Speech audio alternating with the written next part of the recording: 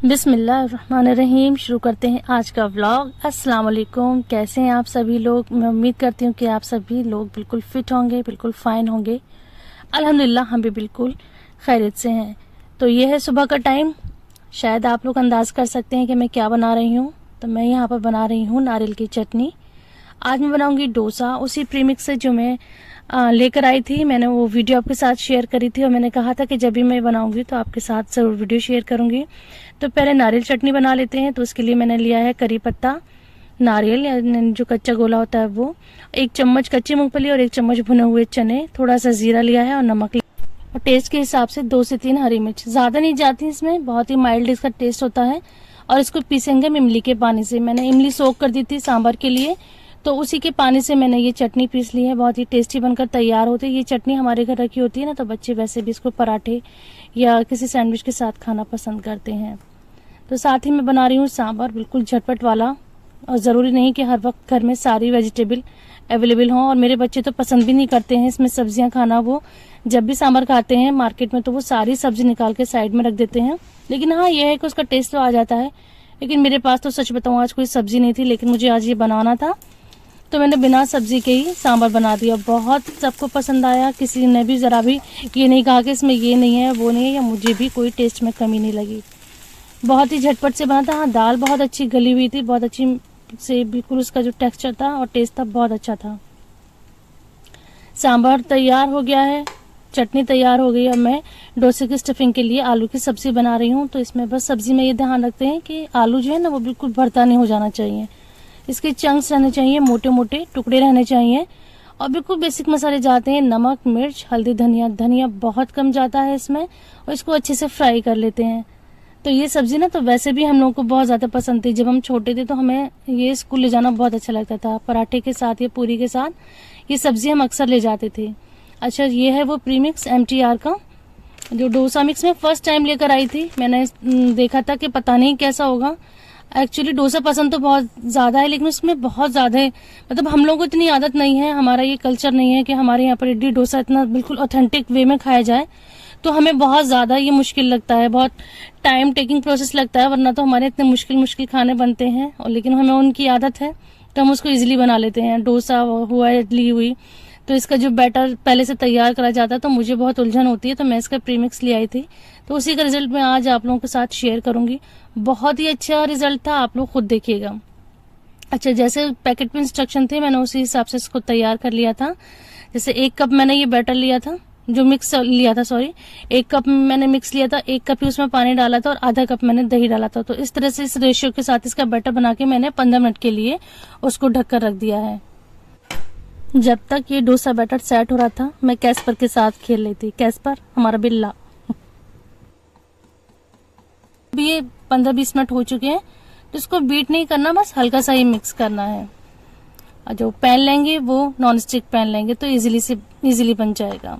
अगर आपको आयरन का लेना है तो उसको अच्छे से पहले ग्रीस कर लीजिए, फिर पानी से उसको साफ कर लीजिए, उसको बिल्कुल नॉन स्टिक बना लीजिए।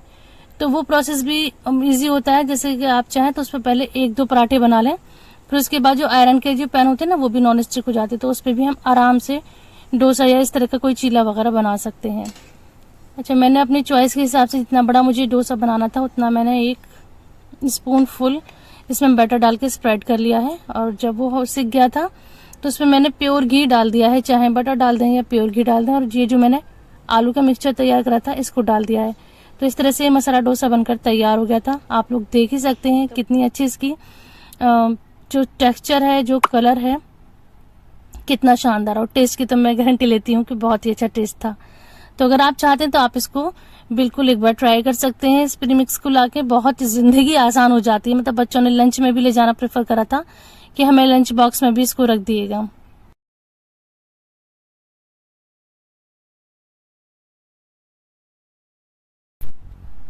अच्छा, ऐसा नहीं था कि शुरू के ही सिर्फ डोसे अच्छे बने थे। अब मैं दिखा रही हूँ कि बैटर बिल्कुल खत्म हो गया है।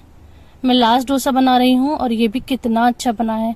शेप भी इसका अच्छा है, टेक्सचर भी अच्छा है। और ये मेरा था, तो हम लोगों का तो ये होता है, मतलब हम लेडीज का कि हमारा जो रोटी हो, पराठा हो, डोसा हो, वो क्रिस्पी हो ही जाता है, क्योंकि हम तवे पे रख के अपने और कामों में लग जाते हैं। तो मैं भी किचन समेटने में लगी हुई थी, जल्दी जल्दी सामान उठा के मैं फ्रिज में रख रही थी और जो सिंक में रखना था वो रख रही थी, तो इतने में मेरा जो डोसा है वो क्रिस्पी हो गया था। अच्छा, ध्यान ये रखना है डोसा बनाते टाइम कि तवा ना ठंडा होना चाहिए। अगर गर्म तवे पे डालेंगे तो आपके ये जो डोसे बिल्कुल भी अच्छे नहीं बनेंगे। अच्छा, आज मैं बता रही हूँ कि जो मैंने पिछली वीडियो में बताया था कि हस्बैंड मुझे सरप्राइज देंगे, तो वो था ये सरप्राइज। कुछ लोगों ने सवाल करे थे कि क्या देंगे आपके हस्बैंड सरप्राइज में, तो कोई गोल्ड नहीं दे रहे, कोई बड़ा गिफ्ट नहीं दे रहे, लेकिन कभी कभी ऐसा होता है कि छोटी चीजें भी ना बहुत ज्यादा खुशी देती हैं।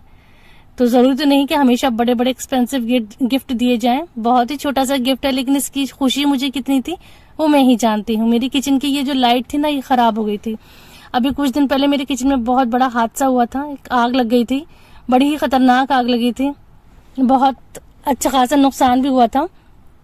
तो उसी में एक नुकसान ये भी था कि लाइट मेरी खराब हो गई थी, जिसकी वजह से आप लोग भी देख रहे होंगे कि किचन की जो वीडियोस हैं वो डल आ रही हैं, इतनी ब्राइट नहीं आ रही हैं, और मुझे खुद किचन में काम करने में बहुत ज्यादा आलस आ रहा था। तो मैं उनसे कह रही थी कि मेरी ये लाइट चेंज कर दीजिए, लेकिन रोजाना टल रहा था। तो उस दिन वो अफगानी पुलाव खा के इतने ज्यादा खुश हुए कि उन्होंने खुश होकर कहा कि अच्छा मैं तुम्हारी लाइट जल्दी से जल्दी सही करवाता हूँ। तो वो लाइट पहले निकाली थी, फिर मैंने किचन को बिल्कुल अच्छी तरह से क्लीन कर दिया था, एक एक टाइल्स उसका चमका दिया था। फिर उसके बाद उन्होंने, तो मेरे हस्बैंड ने लाइट यहाँ पर असेंबल कर दी थी।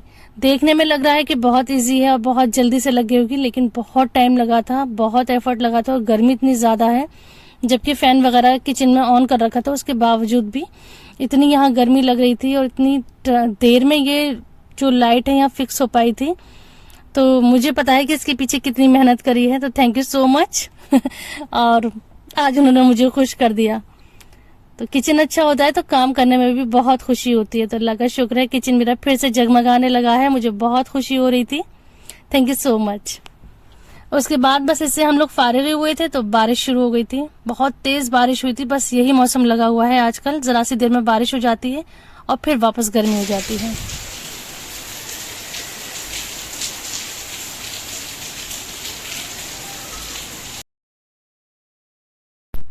और इतनी तेज बारिश हो और किचन आबाद ना हो, ऐसा हो नहीं सकता।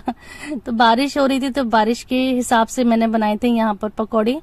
यहाँ मैं बनाए हैं प्याज और आलू के मिक्स पकौड़े, और साथ साथ मैंने बनाया है यहाँ पर सूजी का हलवा।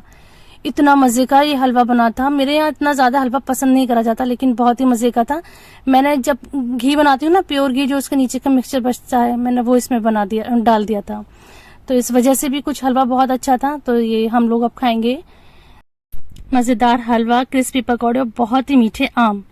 तो ये था मेरा आज का वीडियो। आई होप कि आपको पसंद आया होगा। वीडियो पसंद आती है तो वीडियो को लाइक करिए, चैनल को सब्सक्राइब करिए, हो सके तो अपने फ्रेंड्स फैमिली के साथ शेयर करिए। अपना बहुत सारा ख्याल रखिए। अल्लाह हाफिज।